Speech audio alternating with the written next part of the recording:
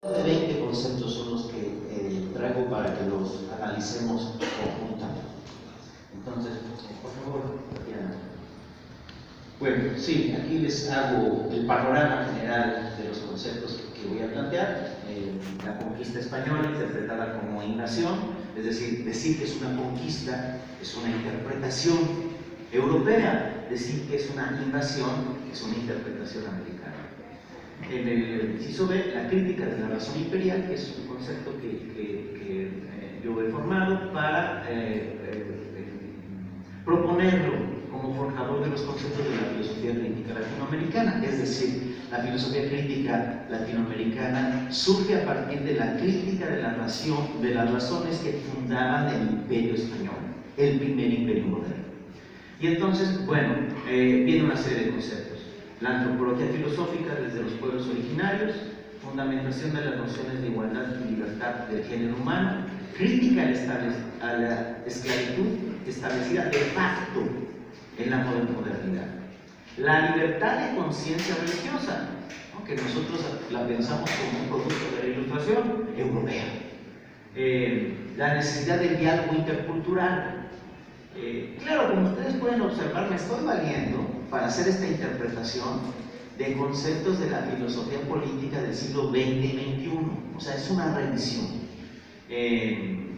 Diálogo intercultural, crítica del despojo originario, que sería la acumulación originaria de capital, la denuncia de la explotación a los pueblos originarios. La explotación también lo estoy utilizando como término marxista. Crítica de la condición colonial generada por Occidente. La siguiente, por favor. El pueblo, fundamento ontológico de lo político. Bueno, vamos a ver, el ser de lo político está dado por el pueblo, ¿no? Eso quiere decir ese tratamiento, lo vamos a revisar. La libre autodeterminación de los pueblos, que igual, contrariamente a lo que nosotros pensamos, no es algo que le debamos agradecer a las declaraciones de los derechos humanos, sino que es un término que podemos calibrar desde el siglo XVI.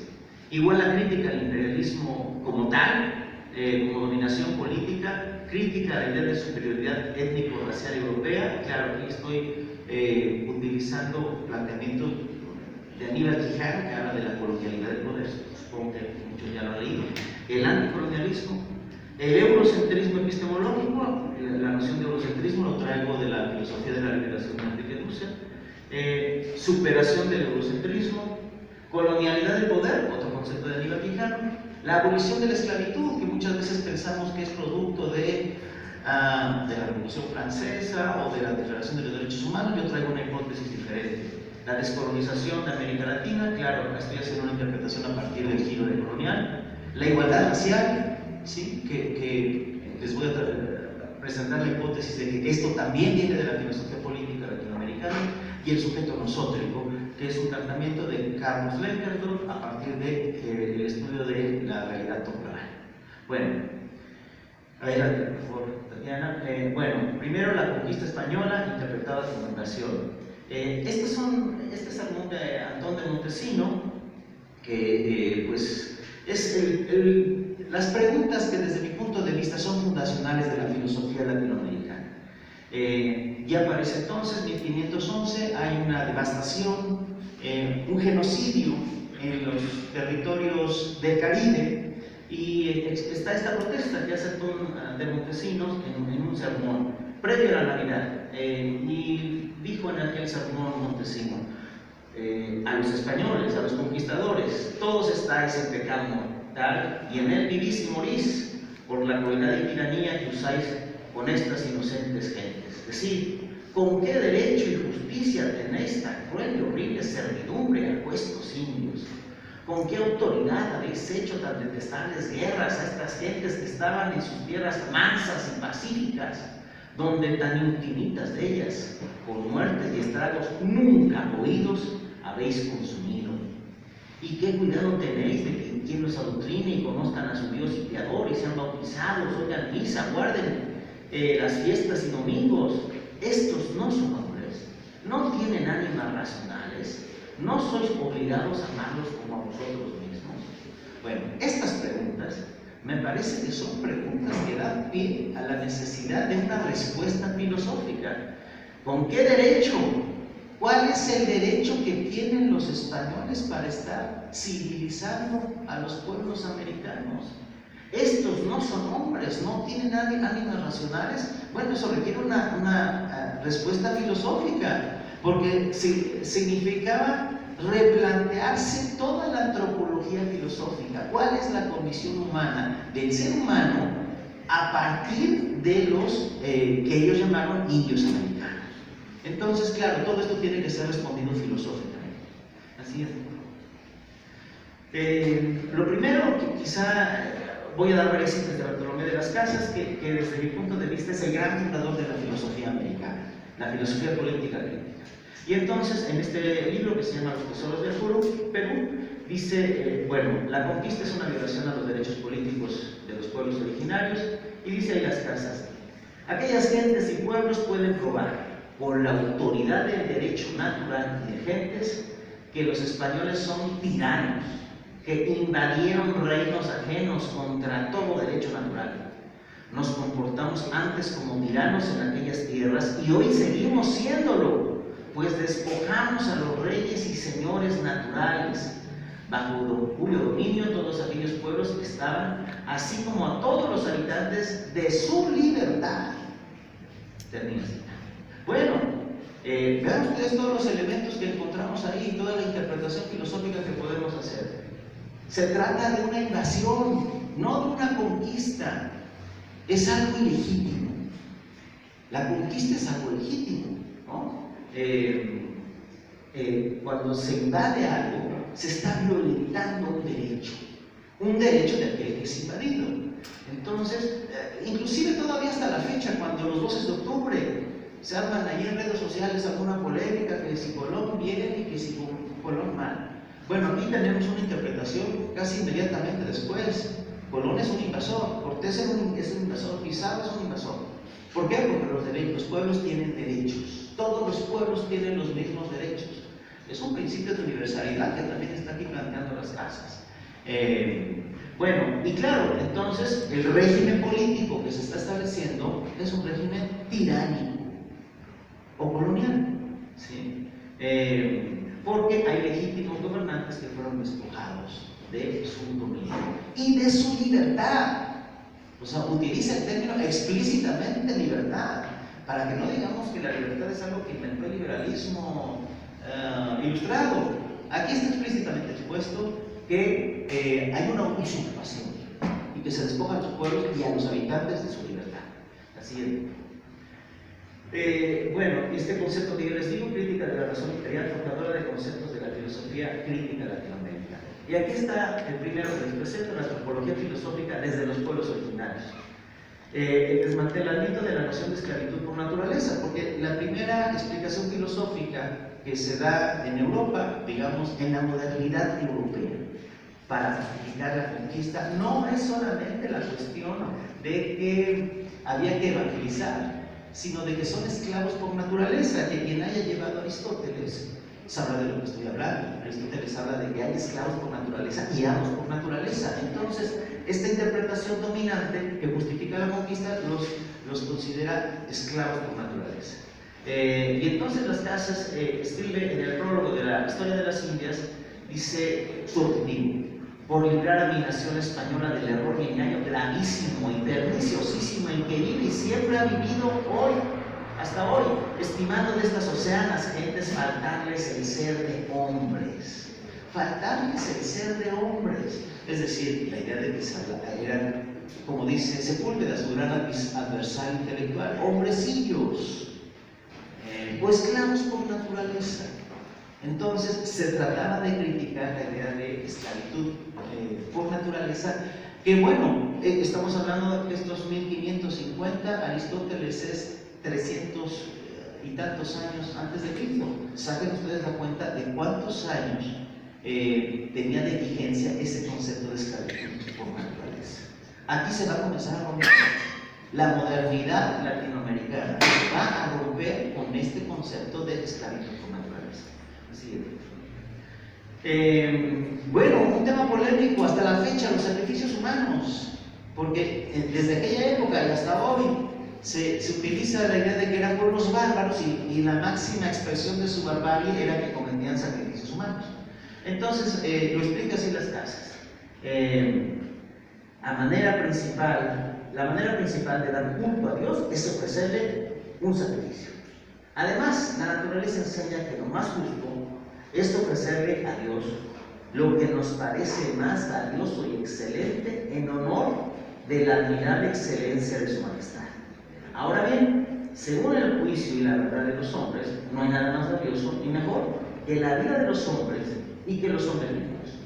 Por tanto, la propia naturaleza les dicta y enseña a los que carecen de la fe cristiana, de la gracia y que viven dentro de los límites de la ley natural de la razón, que deben sacrificar también vidas humanas.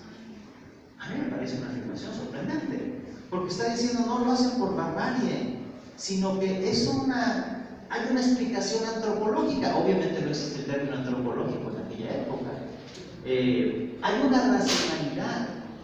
Él no utiliza exactamente la racionalidad, sino la propia naturaleza. ¿Sí?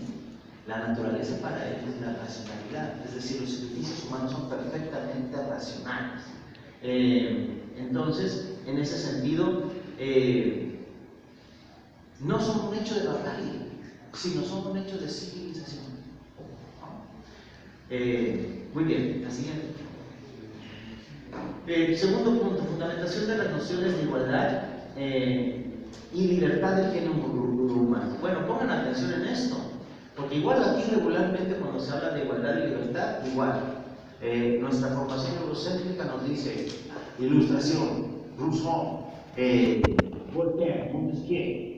Bueno, vamos a ver qué dicen las casas de Rey Protestante, que es un texto de 1562. Desde el principio del género humano, todos los hombres, todas las tierras y todas las cosas fueron libres de alodiales. Alodiales quiere decir comunes. Esto es, francas y no sujetas a servidumbre por derecho natural de gentes. Pues la libertad es un derecho inherente al hombre necesariamente y desde el principio de la naturaleza racional, y es por eso de derecho natural. Existe idéntica libertad para todos. Existe idéntica libertad para todos. Es un planteamiento que viene de la filosofía latinoamericana, no de la Ilustración. Y después, en cuanto al hombre se demuestra, porque desde el origen de la naturaleza racional, todos los seres humanos nacían libres. La esclavitud es un fenómeno accidental, acaecido al ser humano por obra de la casualidad y de la fortuna. Lo que es accidental no pertenece a la esencia de la especie. Decimos que algo es accidental cuando sucede al margen de lo que la naturaleza pretende. Bien, les decía, está criticando la fundamentación aristotélica propia de la escolástica. Recordemos que la escolástica se genera en el medioevo y es una especie de actualización en Occidente de Aristóteles que asume el término de esclavitud por naturaleza. Y aquí las casas están diciendo no hay tal cosa como esclavitud por naturaleza. La esclavitud es accidental. Lo que es por naturaleza es la libertad y la igualdad. No es Ilustración, es filosofía política latinoamericana moderna del siglo XVI. La siguiente. Tercera, crítica a la esclavitud establecida de facto en la modernidad. Bueno, la esclavitud existe de alguna forma, pero existió legalmente hasta finales del siglo XIX, hasta principios del siglo XX. Bueno, entonces vamos a ver lo que dicen las casas. Claro, las casas tienen un pecado que él mismo no se perdonaba, es que en algún momento apoyó la esclavitud de los pueblos africanos, ¿sí? Que ya estaba, pero él dijo, bueno, sustituyamos la esclavitud de los pueblos indios por la de los africanos. Esto lo hace por ahí de 1516. Pero ya cuando es unas casas más maduras, por ahí de 1550, le dedica la historia de los indios, de las indias, 11 capítulos para refutarse a sí mismo. Y aquí tenemos una síntesis de esa reflexión. Este aviso este aviso de que se diese licencia para traer esclavos menos de las tierras, dio primero el clérigo las casas. Está hablando de sí mismo en otra persona. No admitiendo la injusticia con que los portugueses los toman y hacen esclavos, el cual después que cayó en ello, no lo diera por cuanto había en el mundo, porque siempre los tuvo por injusta y tiránicamente hechos esclavos, porque la misma razón es de ellos que de los indios. Bueno, eso quiere decir que es una condena a cualquier forma de esclavitud, incluida la esclavitud a los africanos. E insisto, se mantuvo como legal, se defendió en las academias, lo defendió la Ilustración hasta final del siglo XIX, principios del siglo XX. Entonces, bueno, aquí tenemos otro principio de filosofía política. Siguiente, por favor. La libertad de conciencia de religiosa. Bueno, igual con las casas. Claro, la principal justificación, todos lo sabemos, de la conquista era la evangelización. Y como por la evangelización se mataron pueblos enteros. Y entonces dice respecto a las casas, como no está inserta en la naturaleza de las cosas mismas, que existe un solo Dios verdadero, aunque estos infieles afirmen la existencia de Dios, podrían creer que el verdadero Dios es aquel al que dieron culto sus mayores, y así cada provincia podría pretender que el Dios verdadero es el suyo. Y no están obligados a creer que el Dios verdadero es el de los cristianos y no el de otras naciones. Por tanto, al igual que podían pensar legítimamente que el Dios o los dioses a los que dan culto a las otras naciones no son los dioses o el Dios verdadero, así también podrían pensar que el Dios de los cristianos también es verdadero. Revisen ustedes el relativismo con que está planteando al Dios de los cristianos. En ese sentido, claro, dicen, tienen un credo que es perfectamente válido, lo consideran el verdadero Dios.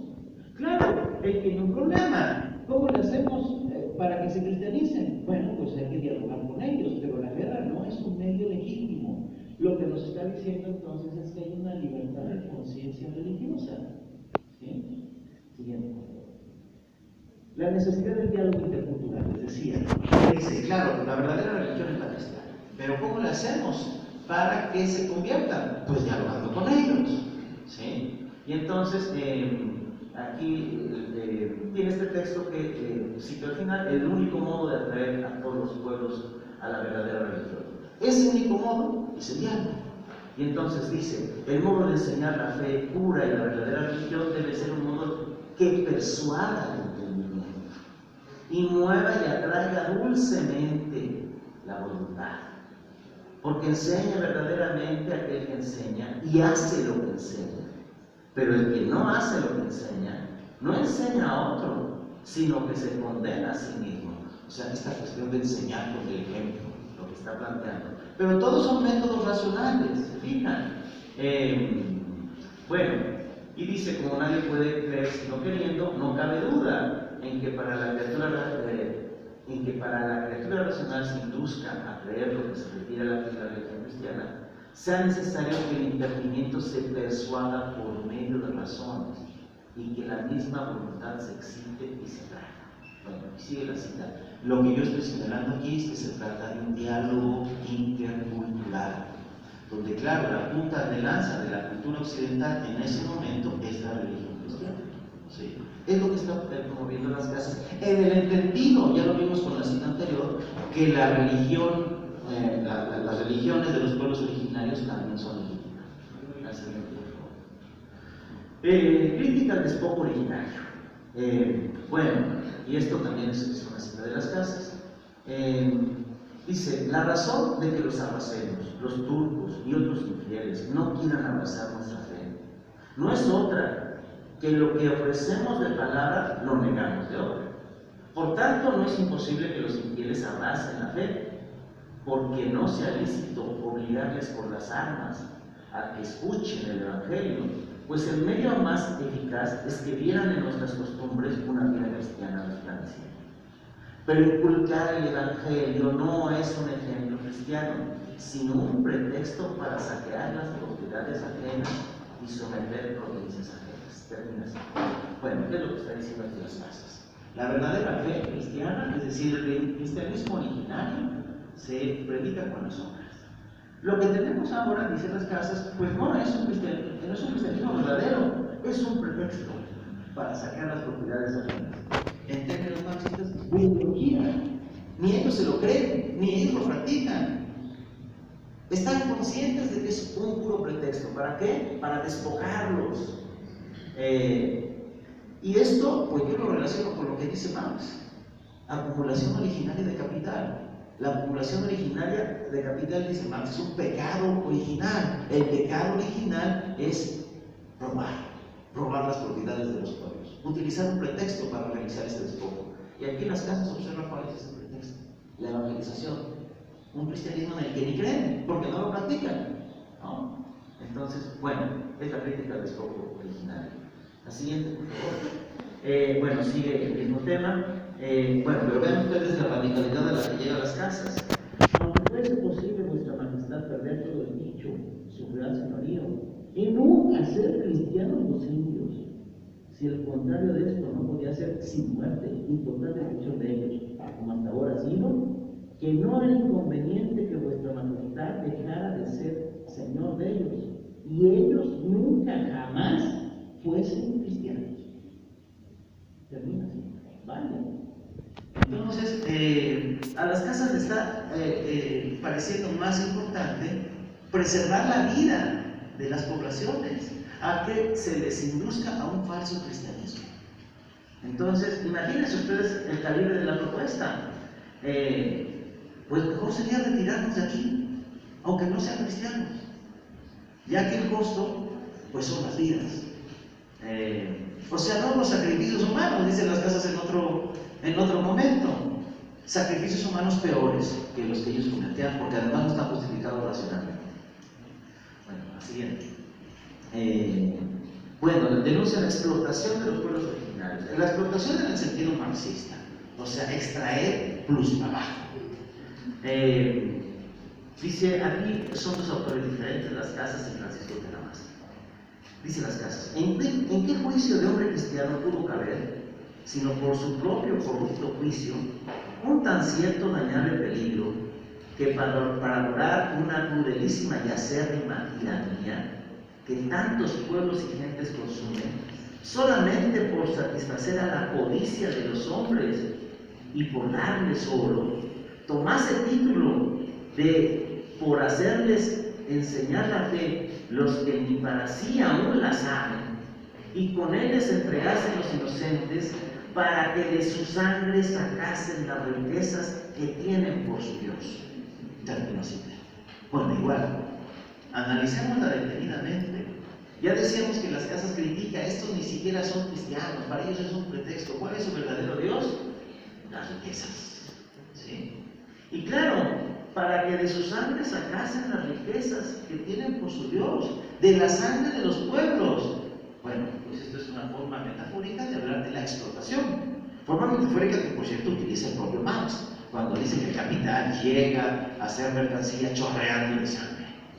Entonces, bueno, aquí tenemos esta idea de la explotación. Después les pongo a Francisco Tenamastri, no sé si alguien es de Zacatecas, o ha andado por ahí turisteando en Zacatecas. Francisco Tenamastri es uno de los primeros guerrilleros, la primera gran guerrilla que se establece justamente para deponer el régimen colonial es de Chichimeca, que ya, como su nombre lo dice, Francisco, pues ha sido bautizado, pero que estando bautizado, o sea, cristianizado, se rebela en contra de la explotación, y es entonces que dice lo siguiente: todas estas cosas, lamentables agravios y males que de los españoles he recibido, sin haber alguno ofendido, antes con mi sangre y sudores, y de los míos han comido y bebido y vestido muchos años, y han tenido y tienen muchas riquezas con que suelen triunfar, son públicos y notorios. Termina cita, pero veamos aquí que los propios pueblos que aceptan el cristianismo utilizan el cristianismo para hacer una crítica. O sea, el cristianismo no necesariamente es una ideología de dominación, sino que también es una ideología crítica de liberación. Y ahí está este personaje, Francisco Tenamazpe Chichimeca, cristianizado. Y que cristianizado se revela. La siguiente. Bueno, 8. Crítica a la condición colonial generada por Occidente. Claro, porque se está partiendo del hecho, cuando se habla de civilización, de que la civilización es lo occidental. Entonces también las casas hacen una crítica al respecto y dice lo siguiente: cualquiera que se supiere, lo conozca y apruebe, deberá aquí denotar que a ningún infiel, sea moro, al árabe, turco, tártaro o indio, o de cualquier especie, ley o secta que fuere, no se le puede ni es lícito al pueblo cristiano hacerle guerra, ni molestarle, ni agraviarle con daño alguno en su persona, ni en cosa suya, sin cometer grandísimos pecados mortales, y ser obligados cristianos que lo hicieron a restitución de lo que robaron y daños que les hicieron. Termina así. Bueno, por lo mismo, ¿no? Hay un poco subrayado. Es un principio de crítica del colonialismo, de la occidentalización a partir de la cristianización. Y entonces ahí también está diciendo, bueno, ningún infiel, y pone todas las creencias que se le ocurren. Los cristianos no tienen ningún derecho a hacerles la guerra. Occidente no tiene ningún derecho a hacerles la guerra. Cada uno tiene, pues, el derecho de permanecer en su credo. ¿Sí? Bueno, y aquí, quizás también algunos de ustedes hayan leído el Chilam Balam de Chumayel. Es un texto durísimo. Los libros del Chilam Balam los hicieron los mayas una vez que fueron alfabetizados, igual que el Popol Vuh, y los escondieron. A diferencia de otros textos, por ejemplo, casi todos los textos nahuas que tenemos fueron escritos sobre pedido. Tanto el Popol Vuh como el Chilam Balam no. Los mayas los hicieron por su propia iniciativa y los resguardaron. Y de hecho, el Occidente los conoció mucho tiempo después, siglos incluso después. Bueno, y entonces es un texto del siglo XVIII. Es una interpretación que tienen los propios mayas de su pasado y de la conquista. Entonces era bueno todo, y entonces los dioses fueron abatidos. Había en ellos sabiduría, no había entonces pecado, había santa devoción en ellos. No había entonces enfermedad, no había dolor de huesos, no había viruelas, no había dolor de pecho, no había dolor de vientre, no había confusión. Rectamente iba su cuerpo herido entonces. No fue así lo que hicieron los tzules cuando llegaron aquí. Tzules quiere decir extranjeros. Ellos enseñaron el miedo y vinieron a marchitar las flores. Para que su flor viviese, dañaron y sorbieron la flor de los otros. No teníamos buenos sacerdotes, no teníamos sabiduría, y al fin se perdió el valor y la vergüenza, y todos fueron iguales. No había alto conocimiento, no había sagrado lenguaje, no había divina enseñanza en los sustitutos de los dioses que llegaron aquí. Castrar al sol, eso vinieron a hacer aquí los chulos. Termina así. Bueno, es un texto, alguien podrá decir, bueno, pero eso no es un texto filosófico. No es un texto filosófico, pero es un texto fácilmente filosofable. Porque ahí lo que está diciendo es que los españoles vinieron a generar una desigualdad profunda, una explotación profunda. Fíjense ustedes en esta metáfora, es durísima. Para que su flor viviese, dañaron y absorbieron la flor de los otros. Pues eso es la explotación. Igual, eso es la extracción de plusvalor. Castrar al sol, eso vinieron aquí a hacer aquí los chulos. Bueno, esta metáfora de castrar al sol, el sol es el que da la vida. El sol es el que da la alegría. Los pueblos mayas y los pueblos originarios de América son pueblos que adoran al sol. Entonces, imagínense ustedes el calibre de esta metáfora: castrar al sol. El sol que da la vida queda castrado.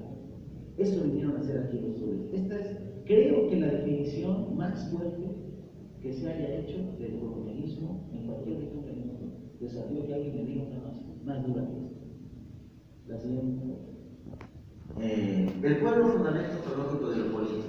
pertenencia, es decir, el ser de lo político.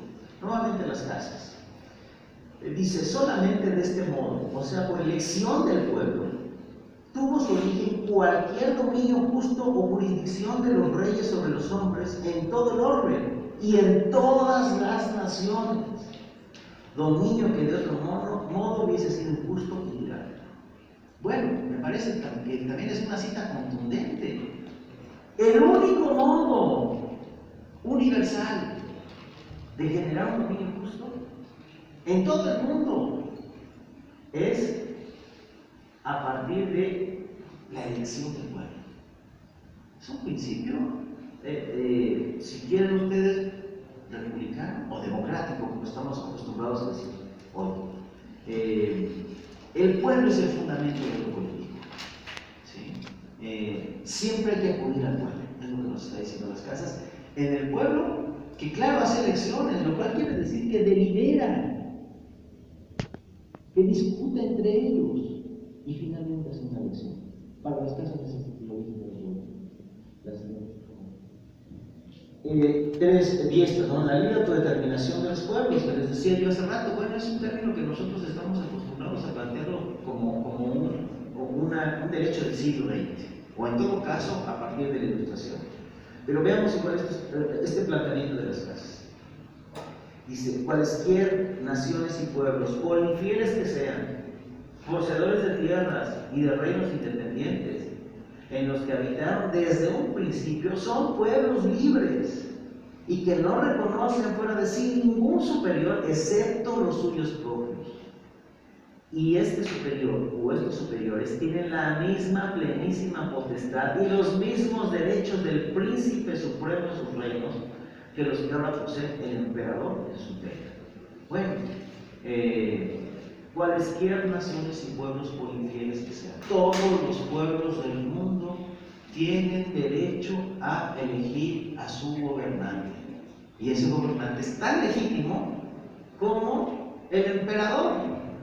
¿Sí? Claro, hasta hay un contrasentido, porque lo que está diciendo es que el emperador no tendría derecho a gobernar a esos gobernantes a menos que hubiera un consentimiento del pueblo para aceptar al emperador.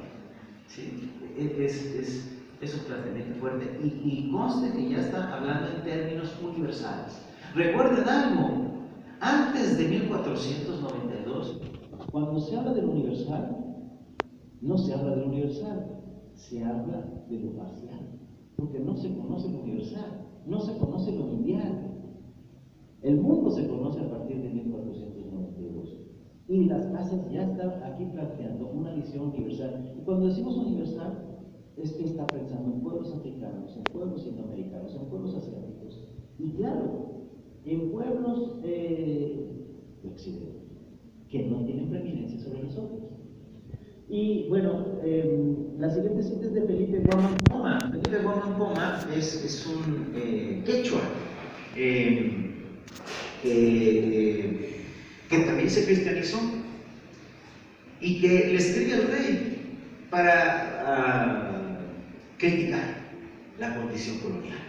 Y entonces aquí hay una cita donde dice Guamán Poma: cada uno en su reino son propietarios legítimos y poseedores, no por el rey, sino por Dios y por justicia de Dios.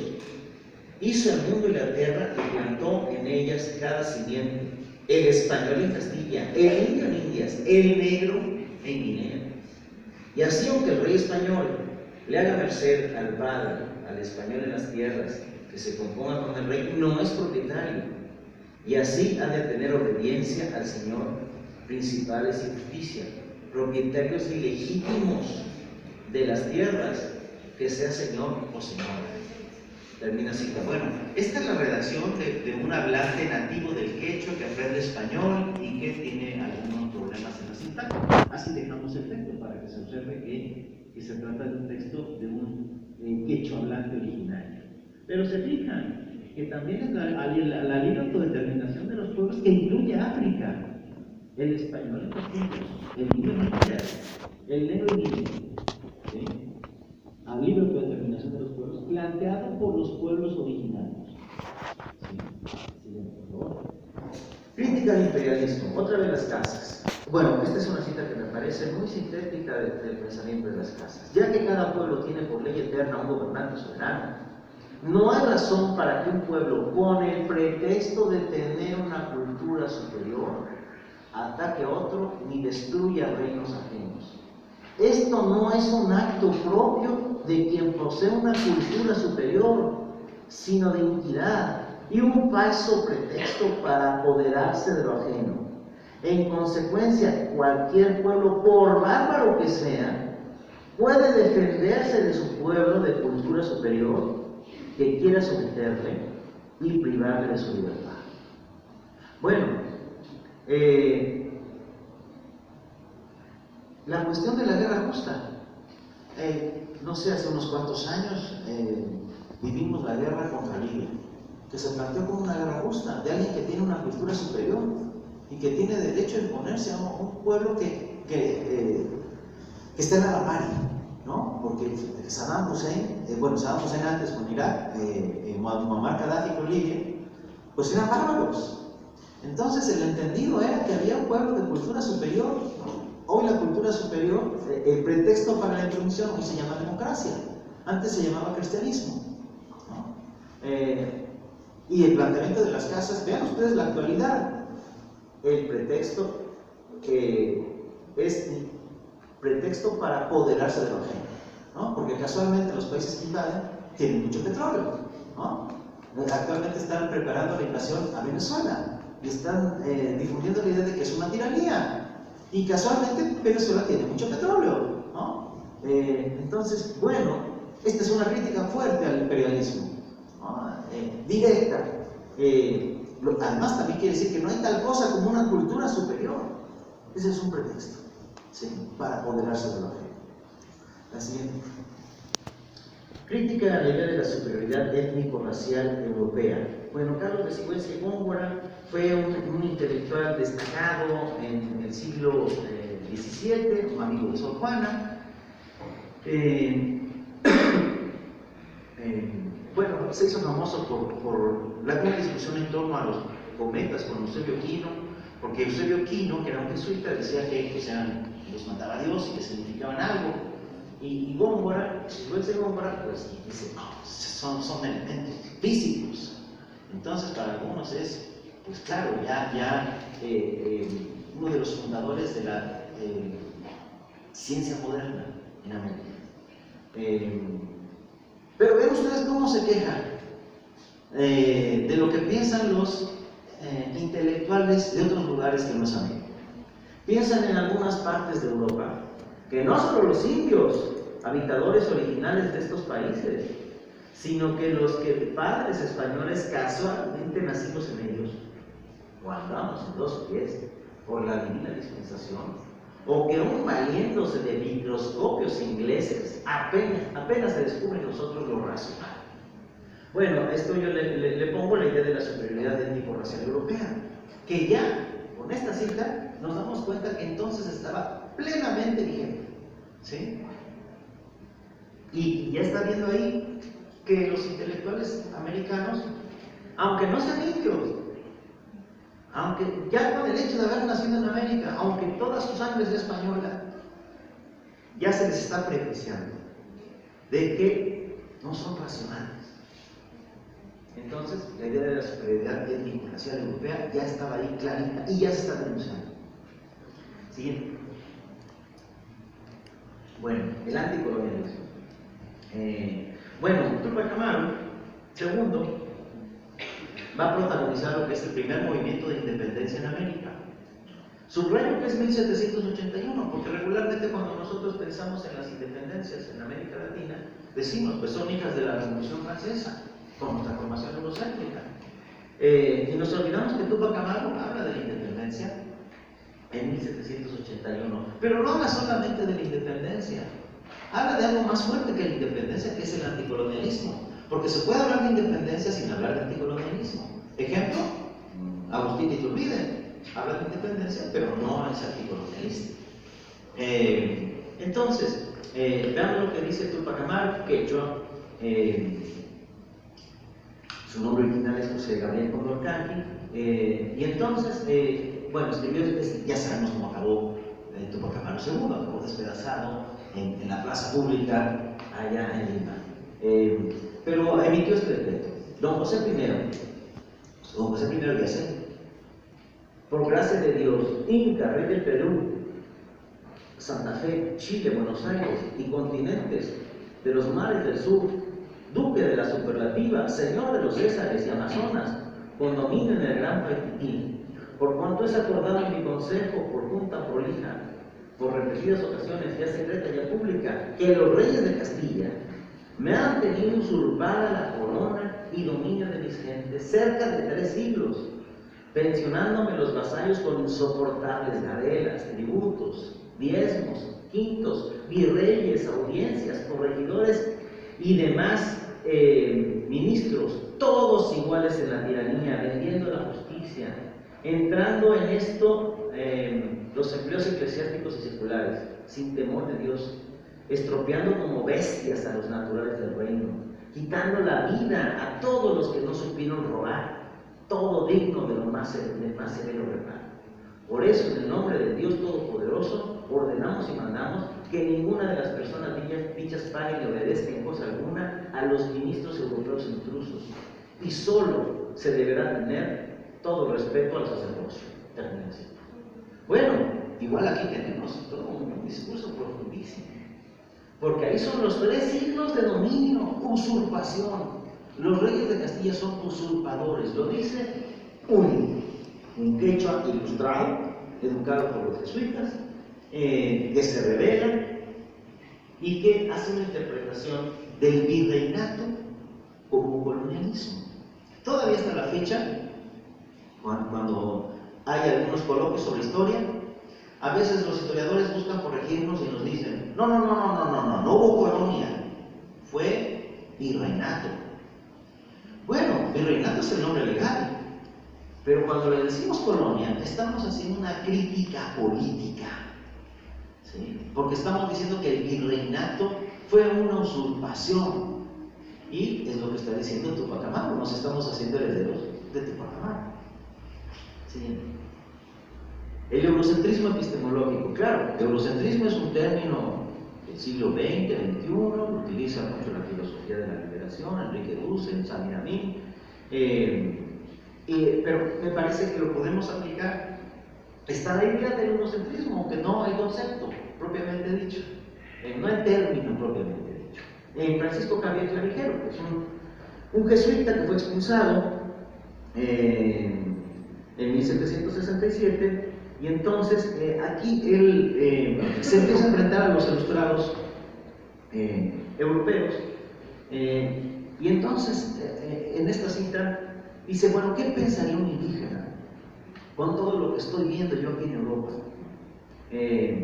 Con la idea del Nuevo Mundo, por ejemplo, con la idea de que las especies en América son inferiores a las especies en Europa. Y dice que diría el indígena: nuestro mundo, responderá el americano, que vosotros llamáis nuevo, porque hace 3 siglos no era conocido de vosotros, es tan antiguo como vuestro mundo. Y nuestros animales son igualmente coetáneos de los vuestros. Ni estos tienen ninguna obligación de conformarse con vuestros animales, ni nosotros tenemos la culpa de que las especies de los nuestros hayan sido ignoradas por vuestros naturalistas o confundidas por la escasez de sus luces.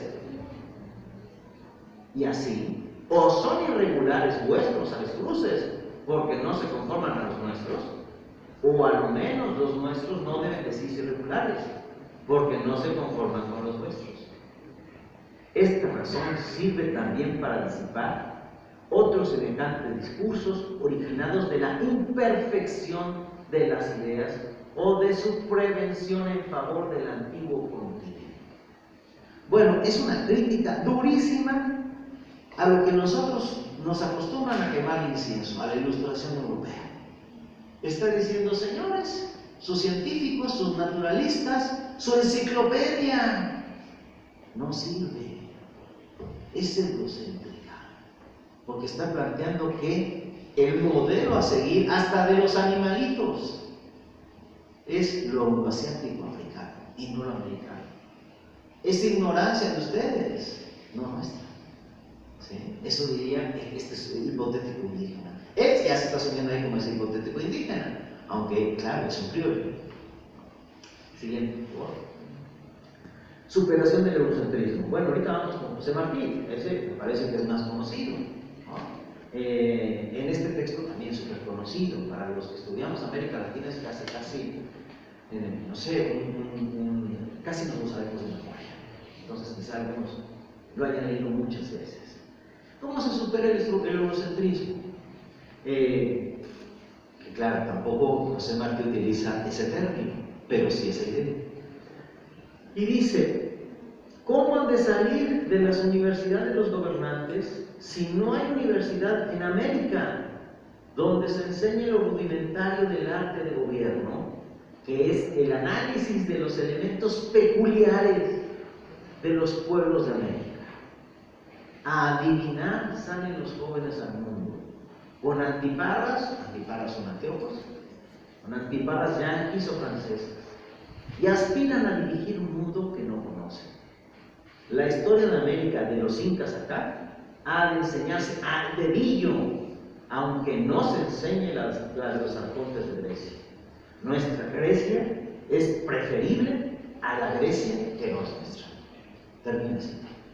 Bueno, aquí si decimos que tenemos que estudiar más a los pueblos indoamericanos que a los de Grecia, muchos profes pondrían el grito en el cielo, porque también nos han acostumbrado a quemarle incienso a la antigua Grecia. Y vean lo que dice Martí hace más de 100 años. Nuestra Grecia, o sea, nuestro pasado indígena, debe privilegiarse al pasado de la otra Grecia, de la Grecia europea, haciendo una analogía de un mundo clásico con el otro. Y bueno, en la primera parte, no hay universidad en América donde se enseñe el rudimento de gobierno, que es el análisis de los elementos peculiares de los pueblos de América. Bueno, yo les comentaba que mi amigo me preguntaba, ¿qué es eso de la filosofía latinoamericana? Y estudió en la misma facultad que yo, y no tienen idea. Y claro, para él la filosofía pues son la antigua Grecia, o es Rousseau, o es Hobbes, o es Habermas. Y aquí nos dice Martí, ¿cómo superamos el eurocentrismo? Con una educación diferente, una educación económica. No tener antiparras yanquis o francesas, o sea, modelos teóricos que están hechos para la realidad francesa o gringa. La siguiente, la colonialidad del poder. Es un término de Aníbal Quijano que me parece que podemos encontrar, no el término, sino la idea, y Clavijero. Bueno, aquí a Clavijero le están diciendo que los indios no tienen la suficiente capacidad razonable, etc.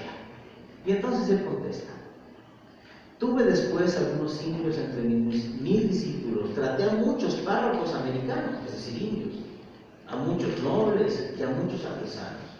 Observé atentamente su carácter, inclinaciones y modo de pensar.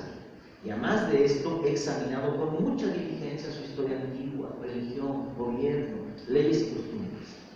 Si seriamente se cuidara de su educación, y si desde niños se criasen en seminarios bajo buenos maestros, y si se protegieran y alentaran con premios, se verían entre los americanos filósofos, matemáticos y teólogos que pudieran competir con los más famosos de Europa. Pero es difícil, por no decir imposible, hacer progresos en las ciencias en medio de una vida miserable y servil y de continuas incomodidades. La colonialidad del poder, les recuerdo, implica que hay una división racial del trabajo, división étnico-racial del trabajo, ¿sí? Que debido a tu origen étnico-racial es que tú tienes ciertas oportunidades para desarrollarte. Es lo que está planteando aquí casi explícitamente Clavijero. Los indios hacen trabajos miserables y serviles, y entonces por eso están en esa situación de postración. La solución sería la educación. Vean que esto es de 1787. Y de eso ya pasaron más de 2 siglos y no lo hemos resuelto. Lo cual quiere decir que lo que dijo Clavijero sigue siendo lastimosamente vigente. ¿Sí? La colonialidad del poder. Quiere decir que no hemos superado eso. Bueno, lo que dice Quijano, la división racial, étnico-racial del trabajo. Siguiente. Abolición de la esclavitud. Les decía yo antes, ¿no? A nosotros nos enseñan que la abolición de la esclavitud es la Revolución Francesa. ¿Sí? O todavía peor, Abraham Lincoln. ¿Sí?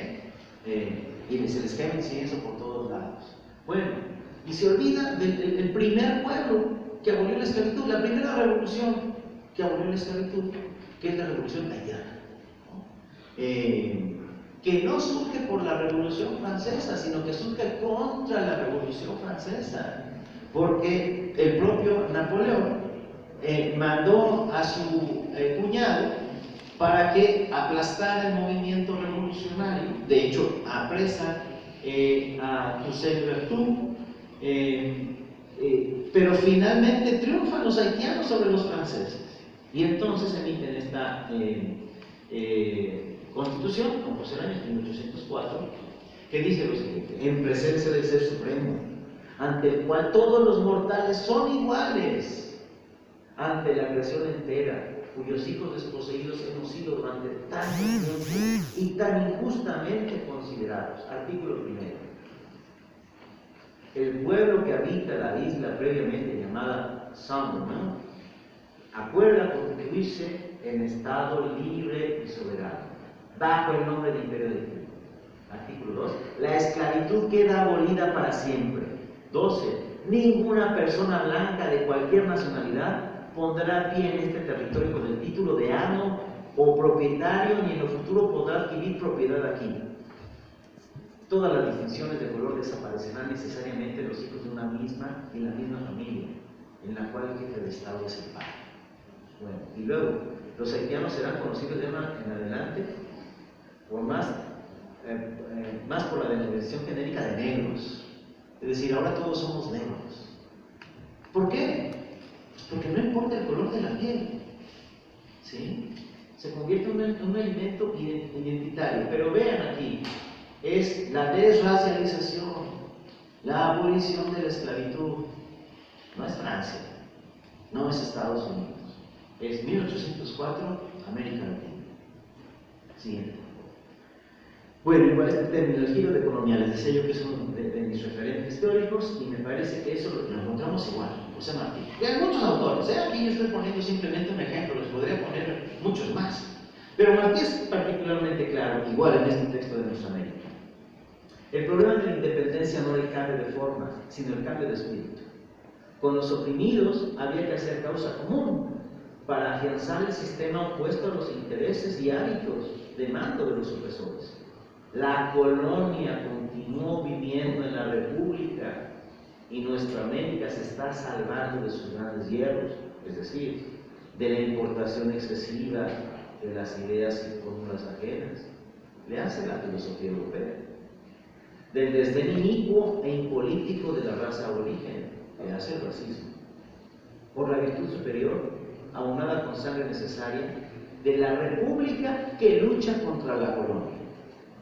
Bueno, uno de los planteamientos del giro de colonial es que el término del colonialismo no implicó el término de la colonialidad, de la condición colonial. Ese es un planteamiento del siglo XX, de finales del siglo XX, principios del XXI. Aquí está, en José Martí. ¿Sí? La independencia no significó el fin de la colonia. ¿Qué es lo que tenemos que hacer? Terminar con la colonia. Pasó más de un siglo, no hemos terminado con la colonia. El término está vigente, digo, porque no hemos terminado con el racismo, ni la importación excesiva de las fórmulas extranjeras. La colonia continúa viviendo en la República. ¿Sí? Pero se fijan, es diferente independencia que descolonización. La independencia termina con el colonialismo. La labor pendiente que no hemos terminado es la descolonización. Igualdad racial. Bueno, todavía a principios del siglo XX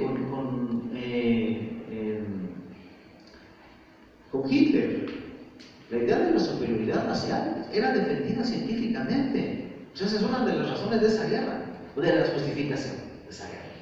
Y ya vemos que son justificaciones para despojar a los otros. Pero el caso es que se defendían las academias. Bueno, Antenor Firmin es un haitiano que estudia antropología. Ahí sí existe la antropología con ese nombre en Francia. Y bueno, pues claro, discriminaron. Y entonces se convierte en un antropólogo que escribe este libro de la igualdad de las razas humanas. Y entonces él propone como conclusión científica esta que le señalo: las razas humanas, ya sean blancas o negras, son iguales entre ellas. Ninguna ha recibido de la naturaleza un organismo superior o dones especiales que no hayan sido concedidos a las otras. Todas las diferencias posibles de observar desde el punto de vista intelectual o moral son diferencias accidentales y no constitutivas, pasajeras y no permanentes. Termina cita. Bueno, esto es un tratado de antropología, ¿sí? Cuando la antropología duda de la igualdad racial, y es igual un latinoamericano, un haitiano, quien hace esta propuesta, pues décadas antes de la Segunda Guerra Mundial. Bueno, la siguiente, que ya es la última, el sujeto nosotros. La última de las conclusiones. Bueno, quizás ustedes han escuchado de Carlos Beckendorf, que es un lingüista alemán que vino a México, a la selva de la Candona, convivió con los tocolabales, aprendió la lengua tocolabal, y entonces, bueno, tiene una hipótesis muy seductora donde nos dice que en la lengua tocolabal, en las lenguas, y en este caso en la lengua tocolabal en particular, hay una filosofía escondida. Y entonces, pues habla de filosofar en clave tocolabal. Y a partir de los tocolabales, de los centrales, es que surgió este principio del mandar obedeciendo, que hizo famoso el ZLN hace alrededor de 20 años. Y entonces él lo investiga a partir de las asambleas que hacen los tocolabales.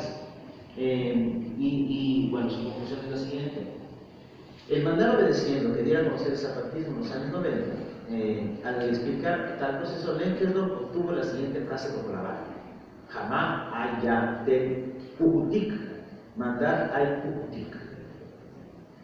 Un proceso nada fácil de traducir al español, y que el investigador explica de la siguiente manera: jamás haya de pucutic significa nuestras autoridades son las personas que tienen su trabajo de responsabilidad por nosotros, porque nosotros los elegimos. Mandar hay que decir a nuestras autoridades les damos órdenes. Y el término pucutic es traducido como en la comunidad somos nosotros, los comuneros, los que controlamos a nuestras autoridades. Este también es un planteamiento de, ¿por qué no?, filosofía política latinoamericana, mandar obedeciendo, que viene de los pueblos originarios. Solamente hay que hacer la traducción del tocolabal al español, tomarse la molestia, que no es poca cosa, es de hecho una hazaña, aprender el tocolabal y diseñar diccionarios en tocolabal. Y paralelamente viene la cuestión del sujeto nosótrico, porque para los tocolabales no existe el yo, siempre es nosotros. Entonces, quiere decir, el sujeto nosótrico implica un nosotros pensamos, que se antepone al yo pienso cartesiano.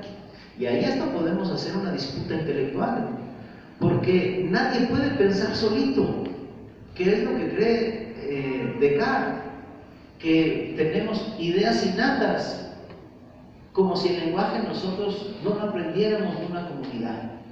Entonces, la contraposición sería que no hay un yo pienso, sino después de un nosotros pensamos.